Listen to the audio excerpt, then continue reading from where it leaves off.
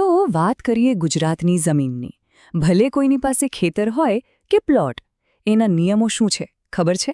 આ બધી જ બાબતોનું સંચાલન ફક્ત એક જ કાયદાથી થાય છે, ગુજરાત જમીન મહેસૂલ કોડ.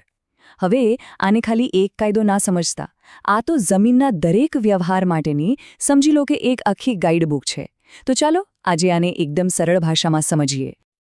આ સવાલ ખરેખર દરેક વ્યક્તિએ પોતાની જાતને પૂછવો જોઈએ જે જમીન સાથે જોડાયેલા છે, કારણ કે જો આ નિયમોની જાણકારી ના હોય તો ભવિષ્યમાં મોટા વિવાદો અને કાનૂની માથાકૂટમાં ફસાઈ જવાય. એટલે પોતાના હક અને ફરજો જાણવા એ જ સૌથી મોટી સમજદારી છે. ચાલો તો એકદમ પાયાથી શરૂઆત કરીએ. કોઈ પણ જમીનનો સોદો કરતા પહેલા એ સમજવું બહુ જરૂરી છે કે કાયદાની નજરમાં એ જમીન શું છે અને તેના પર કોનો અધિકાર છે.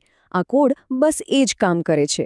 એ સ્પષ્ટતા આપે છે અને મિલકતના અધિકારોનો મજબૂત પાયો નાખે છે. સારું, કાયદાકીય વ્યાખ્યા તો સમજાઈ ગઈ, પણ જમીન પર વાસ્તવિકતા શું છે? પોતાની જમીનની હદ ક્યાં પૂરી થાય અને પાડોશીની ક્યાંથી શરૂ થાય, આ બધું નક્કી કેવી રીતે થાય છે? ચાલો હવે જમીનના મેપિંગ અને માર્કિંગની આખી પ્રક્રિયાને સમજીએ. તો આખી પ્રક્રિયા એકદમ સીધી અને તાર્કિક છે. જુઓ, સૌથી પહેલાં તો જમીન રેકોર્ડના સુપરિન્ટેન્ડન્ટ ઓફિશિયલ નકશા બનાવે છે. પછી એ જ નકશાના આધારે જમીન પર વાસ્તવિક હદ એટલે કે સીમાઓ નક્કી થાય છે. અને હા, જો આ સીમાને લઈને કોઈ ઝઘડો કે વિવાદ થાય તો એને ઉકેલવાની જવાબદારી મામલતદાર અથવા પ્રાંત અધિકારીની બને છે. અહીં આ એક બહુ જ મહત્વની વાત સમજવા જેવી છે. જુઓ, સત્તાનું વિભાજન કેટલું સ્પષ્ટ છે. માની લો કે બે પાડોશીઓ વચ્ચે ઝઘડો એ વાતનો છે કે ભાઈ વાડ અહીંયા નહીં પણ 2 ફૂટ આગળ હોવી જોઈએ. તો આ કેસ ક્યાં જશે? મામલતદાર પાસે. પણ જો ઝઘડો એ હોય કે આખી જમીનનો અસલી માલિક કોણ છે, તો મામલતદાર કંઈ ના કરી શકે. એ કેસ સીધો સિવિલ કોર્ટમાં જાય. એટલે કે સીમાનો વિવાદ અને માલિકીનો વિવાદ આ બે અલગ અલગ વસ્તુઓ છે. આ ભેદ સમજવો બહુ જ કામનો છે. એક વાત ખાસ યાદ રાખવા જેવી છે. સરકારી સર્વેનો નકશો એ કાંઈ ખાલી કાગળનો ટુકડો નથી. કાયદાની ભાષામાં એને જાહેર દસ્તાવેજ કહેવાય છે. એનો સીધો મતલબ એ થયો કે જો ક્યારેય કોર્ટમાં કોઈ વિવાદ થાય તો આ નકશાને એકદમ મજબૂત અને ઓફિશિયલ પુરાવો માનવામાં આવે છે. આ નાની દેખાતી વાત કાયદાકીય રીતે બહુ શક્તિશાળી છે. ચાલો હવે જમીનના જીવનચક્રના બીજા તબક્કામાં જઈએ, એટલે કે જ્યારે એની માલિકી એક વ્યક્તિ પાસેથી બીજી વ્યક્તિ પાસે જાય છે. તો આ આખી સિસ્ટમ આવા ફેરફારોની નોંધ કેવી રીતે રાખે છે? ચાલો જોઈએ. સામાન્ય રીતે જમીનની માલિકી 3 મુખ્ય રીતે બદલાય છે. પહેલું છે વારસાઈ, જે કલમ 136 હેઠળ આવે છે. બીજું છે ભેટ, જેમાં સૌથી અગત્યની વસ્તુ છે જેને ભેટ મળી રહી છે તેની સ્વીકૃતિ. અને ત્રીજું છે વિભાજન એટલે કે ભાગલા, જેની આખી સુનાવણી મામલતદારની દેખરેખ હેઠળ થાય છે. આ 60 દિવસનો આંકડો બરાબર યાદ રાખજો. જો કોઈ પરિવારમાં મિલકતના ભાગલા થયા હોય અને એના નિર્ણયથી કોઈ સંતુષ્ટ ન હોય તો એમની પાસે અપીલ કરવા માટે ફક્ત 2 મહિના એટલે કે 60 દિવસનો જ સમય હોય છે. કાયદામાં સમયમર્યાદા બહુ ગંભીરતાથી લેવાય છે, એટલે આ તારીખ ચૂકાઈ નહીં એનું ધ્યાન રાખવું પડે.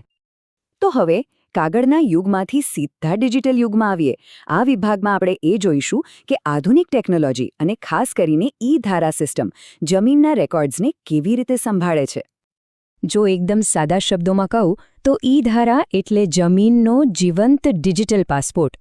પહેલાં જે બધી માહિતી મોટા ધૂળ ખાતા રજિસ્ટરમાં હાથથી લખાતી હતી ને, એ જ બધી માહિતી હવે આ ડિજિટલ સિસ્ટમમાં એકદમ સુરક્ષિત રીતે સચવાય છે અને સરળતાથી અપડેટ પણ થઈ જાય છે.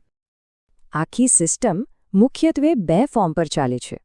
જો જમીનના રેકોર્ડમાં કોઈ સામાન્ય ફેરફાર હોય, જેમ કે વેચાણ કે ભેટ, તો ફોર્મ નંબર 6 વપરાય છે. પણ જો ફેરફાર કોઈના મૃત્યુને કારણે હોય, એટલે કે વારસાઈનો કેસ હોય, તો એના માટે એક ખાસ ફોર્મ છે, ફોર્મ નંબર 7. એટલે સાચું ફોર્મ ભરવું એ રેકોર્ડને ચોકસાઈથી અપડેટ કરવા માટેનું પહેલું અને સૌથી અગત્યનું પગલું છે. ભલે આખી સિસ્ટમ ડિજિટલ હોય, પણ એમાં માણસ દ્વારા થતી ચકાસણીનું મહત્વ ઓછું નથી થયું. કોઈ પણ ડિજિટલ ફેરફારને ફાઇનલ કરતા પહેલાં મામલતદાર એની બરાબર ચકાસણી કરે છે અને પછી જ એને પ્રમાણિત કરે છે. આનાથી ડેટા સાચો અને ભરોસાપાત્ર રહે છે. ચાલો હવે એક સહેજ જટિલ વિષય પર આવીએ, જમીન સંપાદન. આ એ પરિસ્થિતિ છે જ્યારે સરકારને કોઈ મોટા જાહેર પ્રોજેક્ટ જેમ કે રોડ કે ડેમ માટે ખાનગી જમીનની જરૂર પડે છે. અહીં આ જાહેર જરૂરિયાત અને વ્યક્તિગત અધિકાર વચ્ચે સંતુલન કેવી રીતે જાળવવામાં આવે છે એ જોઈએ. આ આખી પ્રક્રિયા એક ખાસ કાયદા હેઠળ થાય છે, જેનું નામ થોડું લાંબુ છે. The right to fair compensation and transparency in land acquisition, rehabilitation and resettlement act 2013. એનું નામ જ કાયદાનો આખો હેતુ કહી દે છે: યોગ્ય વળતર, પારદર્શિતા અને પુનર્વસન. આ કાયદાનો સૌથી મોટો અને મહત્વનો મુદ્દો છે વળતર.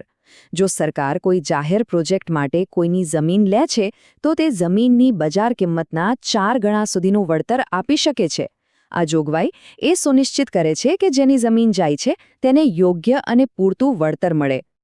અને વાત અહીંયા જ પૂરી નથી થતી. બજાર કિંમતના આધારે જે વળતર નક્કી થાય ને એની ઉપર વધારાના 100% સોલેશિયમ પણ ચૂકવવામાં આવે છે.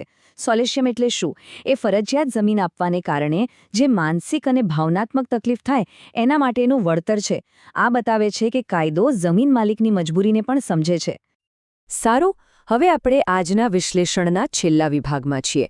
અહીંયા આપણે કેટલાક એવા જરૂરી નિયમો અને અધિકારીઓની ભૂમિકા પર ફટાફટ એક નજર નાખીશું જે આ આખી સિસ્ટમને વ્યવસ્થિત રીતે ચલાવે છે. ચાલો કેટલાક મુખ્ય મુદ્દાઓ પર ધ્યાન આપીએ. પહેલું, વોરંટ કાઢવાની સત્તા મામલતદાર અને તેમનાથી ઉપરના અધિકારીઓ પાસે છે. બીજું, સ્થાયી આદેશો એટલે કે સ્ટેન્ડિંગ ઓર્ડર્સ કલેક્ટર બહાર પાડે છે. ત્રીજું, જમીન મહેસૂલની બાકી રકમ ક્યારેય માફ નથી થતી, એ તો ચૂકવવી જ પડે.